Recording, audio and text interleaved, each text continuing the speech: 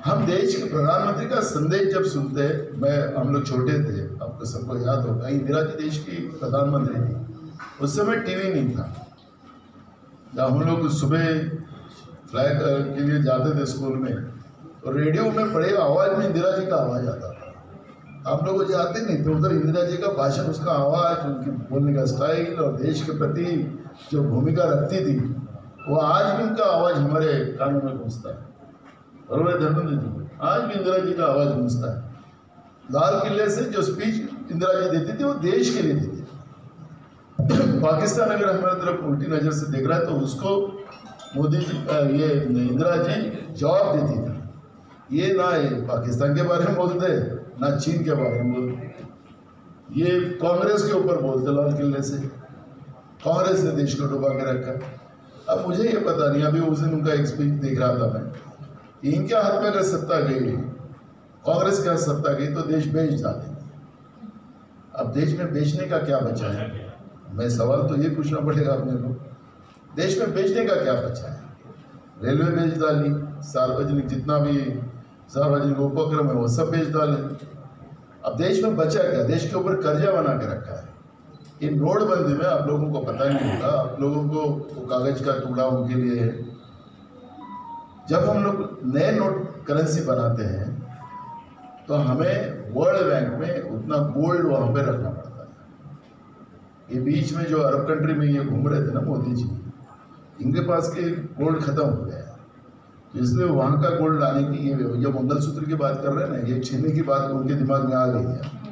ये कांग्रेस नहीं छीनने वाली, वो छीनने वाला है।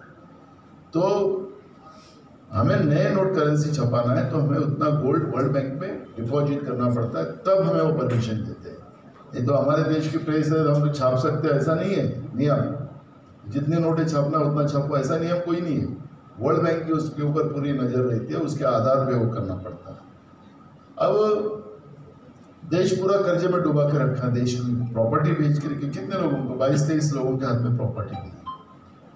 जीएसटी जैसा कानून लाकर, बाबा साहब अम्बेडकर का कानून क्या था कि वो बड़े लोगों से टैक्स लो और आखिरी इंसान तक उसकी व्यवस्था को बनाया। तो कांग्रेस ने 60 साल में अगर क्या किया, तो देश की, जब हमारे को आज़ादी मिली उस समय हमारे पास में फौज भी नहीं थी, हमारी सीमाएं खुली थी, हमारे पूरे देश में सिर्फ 50 गांव में बिजली थी, ना स्कूलें थी, ना कॉलेजेस थे, ना हॉस्पिटल थे, ना रास्ते थे, ना पीने का पानी नहीं था। सब व्यवस्था इस देश में, ना जिस देश में सुई नहीं बनती थी, उस सुई में देश ने, सुई से लेकर रॉकेट तक हमने देश को खड़ा किया। वो लेकिन ना वो आर्थिक धोरण में जो बाबा साहब अम्बेडकर ने बनाया। 2014 में इनका मेजॉरिटी की गवर्नमेंट आई, उन्हें उसको बदल दिया बाबा साहब अम्बेडकर का आर्थिक धोरण को, और जीएसटी लाया। जीएसटी में इन्हें क्या किया? तुम्हारे से पैसे छीना और अदानी के घर में भेज दिया। सिंपल है। आज भी तुम्हारे पे भी, महाराज लोगों के ऊपर भी जीएसटी है। तुम्हारे पास मोबाइल है ना, उसका रिचार्ज करो तो जीएसटी लगेगा, घर में बिजली लगा तो जीएसटी है। अभी तो इस महीने में तुमको एक बम्पर बिल आने वाले हैं बिजली के, 10% उसमें बढ़ोतरी की लोगों ने, 10%। गर्मी का सीजन है, जितना यूनिट बढ़ेगा उतना तुमको ज्यादा बिल आएगा, तुमको दुगने बिल आएंगे इस बार।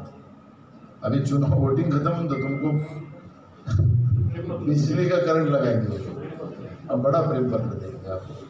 तो मेरा ये कहना है कि जैसे जैसे इन लोगों ने जीएसटी के माध्यम से जिस तरह से लूटा, तो फिर जितना इनकम सरकार के, क्योंकि जितना विशेष हम लोग जो डीजल पेट्रोल खरीदते हैं ना, तो महंगा क्यों हो गया? जब मनमोहन सिंह साहब की सरकार थी, उस समय में जो इंटरनेशनल लेवल पे कच्चे तेल का दाम जो था वो ज़्यादा था। मोदी की सरकार आने के बाद उल्टा सस्ता हो गया।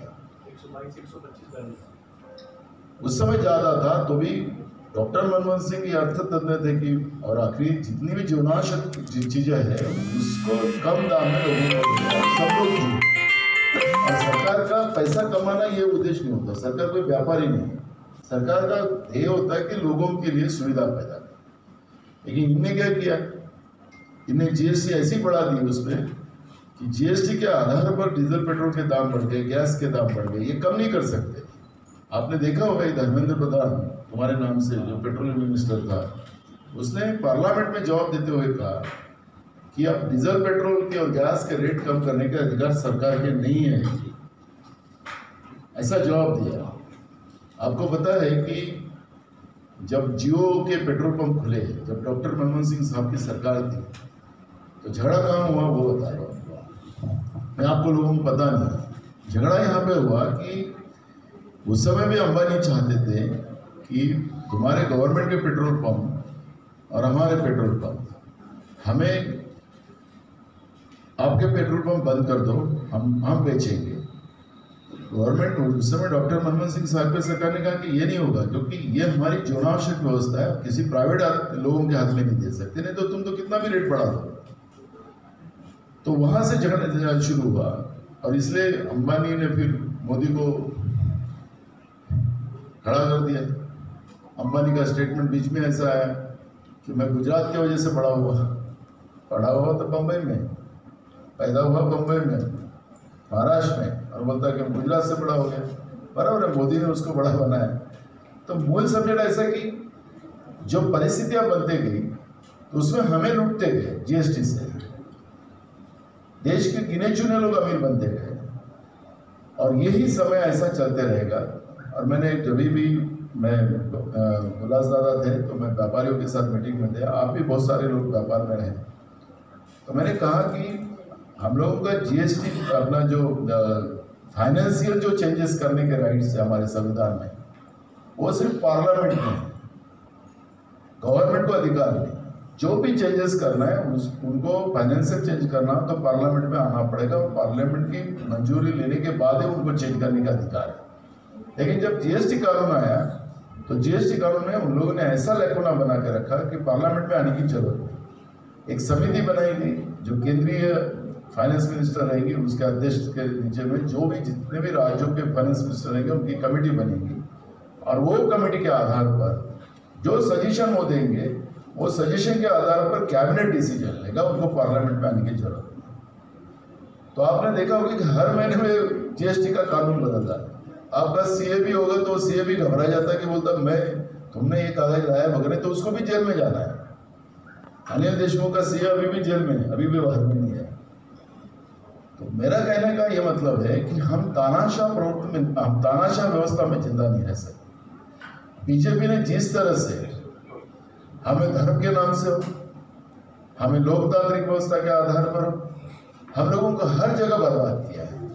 और जैसे कह रहे थे कोई कि उनको 10 साल का अभी पिक्चर हो गया, उन्हें ट्रेलर हो गया, ऐसा बोला। 10 साल में अभी हमारी जो सरकार चली उसका पिक्चर का ट्रेलर था, अब तो सिनेमा बाकी रह गया। अब सिनेमा बाकी क्या हो गया, रह गया। ट्रेलर में क्या क्या किया उन्होंने, पूरा बेच डाला, कर्जा बना डाला देश के ऊपर। अब ट्रेलर रह गया संविधान को बंद कर दिया कि पिक्चर पर। सिंपल है ना।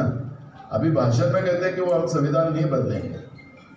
जो मोदी ने बोला है, जैसे आपने देखा होगा, महंगाई कम करूंगा, महंगाई बढ़ा दिया, बेरोजगारी कम करूंगा, बेरोजगारी बढ़ा दिया, किसान की आत्महत्या बढ़ा दिया, पार्लियामेंट के पैर पड़ लिए तो पार्लियामेंट को ही पलटा दिया, दूसरी बना लिया ना, वो तो खत्म कर दिया है।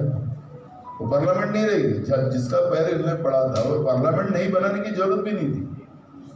उतना हजारों करोड़ रुपए खर्चा करने की जरूरत नहीं, वही पार्लियामेंट में हमारी सीटिंग अरेंजमेंट थी, मैं खुद मेंबर था। लेकिन जबरदस्ती बनाई कि मोदी के जमाने में बनाई। जो राष्ट्रपति थी महिला, जैसे हमारी अभी बहन रो रही थी, तो जो राष्ट्रपति महिला थी उसको भी इनॉग्रेशन, क्योंकि राष्ट्रपति ये हमारे दोनों सदनों की, जो संसद की जो राज्यसभा और लोकसभा होती है उसकी मुखिया होती है, उसके हाथ से इनॉग्रेशन नहीं, संसद का वही किया। राम मंदिर की अगर बात करते हैं हम हिंदू धर्म की, तो राम मंदिर में मैं खुद एक बार मैं मुंबई से रायपुर जा रहा था, तो जिस दिन हमारा आदर्श बीजेपी में चला गया उस दिन की बात है। हमारा आदर्श अशोक का झाड़ पेड़ उस पर कमल का फूल निकल गया। तो उस दिन मैं जा रहा था, तो मेरे साथ अपने जोशी मठ के शंकराचार्य जी वो फ्लाइट में थे, तो मेरे साइड में उनके सीओ उपाध्याय करके वो मेरे बाजू में बैठे, तो वो मुझे पहचानते थे, तो उन्हें बातों बातों में बताया मैं इनका सीओ वगैरह सब। तो मैं शंकराचार्य कैसे बनते हैं और कैसे उनको कितनी मेहनत करना पड़ता है वो मैं उनसे पूछा कि कैसे बनते शंकराचार्य। चार ही हमारे पीठ है, सनातन धर्म के चार ही पीठ है, तो वो एक पीठ जो सिमट वाला है वो पीठ है। तो मैंने कहा कि अभी इनका उत्तरदायी जो बनने वाला है उसके लिए 25 लोगों का सिलेक्शन हुआ, 25 में से 5 लोगों का सिलेक्शन होगा, फिर 5 में से 1 का होगा। उनको पूरे वेद पुराण सब कंठस्थ होना चाहिए, पढ़ के नहीं, चारों वेद पूरा ऐसा वो उनका ये रहता है। तो फिर फ्लाइट रायपुर में लैंड हुई, फिर बस में जब बैठे तो वो उनका पूरा स्टाफ और मैं, तो उनके सीओ ने परिचय कराया, ये नाना पटोले जी हैं। अरे आप ही नाना पटोले जी? वो मेरे नाम से मुझे पहचानते थे। तो बोला ठीक है। मैंने कहा राहुल जी को आशीर्वाद दीजिए आप इस बार। तो बोले राहुल जी को चाहिए कि नहीं वो बताओ। वो मेरे पे गुस्सा किया, क्योंकि शंकराचार्य जी का एक अलग ये होता है, दायरा होता है। फिर जल्दी जल्दी तो फिर उन्होंने कहा कि चलो मेरे साथ हम बैठेंगे अपन। आधा घंटा उन्होंने मुझे बड़ा अच्छा संदेश दिया। उन्होंने कहा कि हमारे धर्म में, सनातन धर्म में, अगर माँ एक्सपायर्ड होती है या घर के कोई बुजुर्ग एक्सपायर्ड होते हैं तो हमारी विधियाँ होती है, मुंडन करना पड़ता है। उनने जो थोड़ा देर गए अपना कंधा दिए, रोना गाना वीडियो में दिखाया, टीवी में दिखाया, तो वो तुरंत काम में लग गया, ना मुंडन किया ना कुछ किया। फिर ये ओस में रहने के बाद वो कोई भी धर्म कार्य नहीं कर सकते। ये हमारे सनातन धर्म का यह है। हाँ, जब तक रीति रिवाज का नहीं होता, जब तक वो शुद्ध नहीं होते। उन्होंने किया, वो सपत्नीक होना चाहिए, वो भी उन्होंने नहीं किया। और लेकिन ये जब धर्म का अनुष्ठान था, क्योंकि वही जो उनका कोर्ट में केस था उन्हीं का था, वही शंकराचार्य जी का था, जो राम मंदिर के बारे में उनकी कोर्ट में, और उनके आधार पर रिजल्ट आया था। तो हम लोग जब भी क्या करते कि ये जब राष्ट्र का काम होता है तो शंकराचार्य जी हमारे मुखिया होते हैं। अब शंकराचार्य जी को भी बाजू करते हैं, शंकराचार्य जी से भी ये बहुत विद्वान हो गए। धर्म की अगर बात होती है तो धर्म का भी पालन कहाँ हो रहा है? मेरे को उनने बहुत सारी बातें सुनाई। अब मैं कहा मेरी क्या गलती है? गलती तो उनकी है, उनको आप लोगों ने प्रधानमंत्री बनाया धर्म के आधार पर, आपने कैंपेन किया उस समय।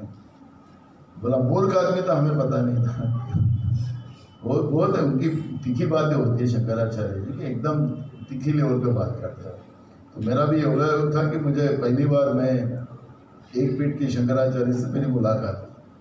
तो मेरा ये कहना है कि जब धर्म की भी बात आती है तो धर्म का पालन भी कहाँ हुआ? हम सब लोग अगर धर्म के आधार पर उस समय वोट किया है, हिंदू धर्म के लोगों ने, पोलराइजेशन जो हुआ है तो कहाँ हुआ है?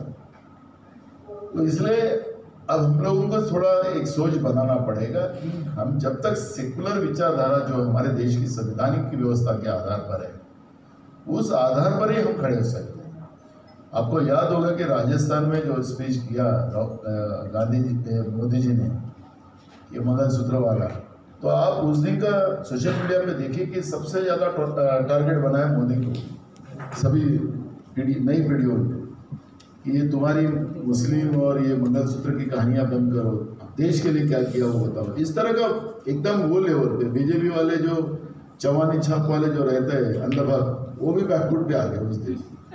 लोगों में गुस्सा बहुत है, नहीं है ऐसा नहीं होता, लेकिन जो भी हमारे अंधभक्त का जो इशू है, आखिर भुगतना तो सबको पड़ेगा। जैसे हमारी बहन ने मणिपुर की बात की, हमारे देश में अगर महाभारत में हम लोग द्रौपदी की बात सुनते तो आज भी हमारे बदन पे कांटे निकलते कि इस तरह उस समय कैसा हुआ होगा। उसको पूरी सभा में जिस तरह से द्रौपदी जी का अपमान किया गया, तो आज भी हमारे वो बात अगर कथा में जब सुनते हैं तो कांटे आते, ऐसा कैसे हो सकता है?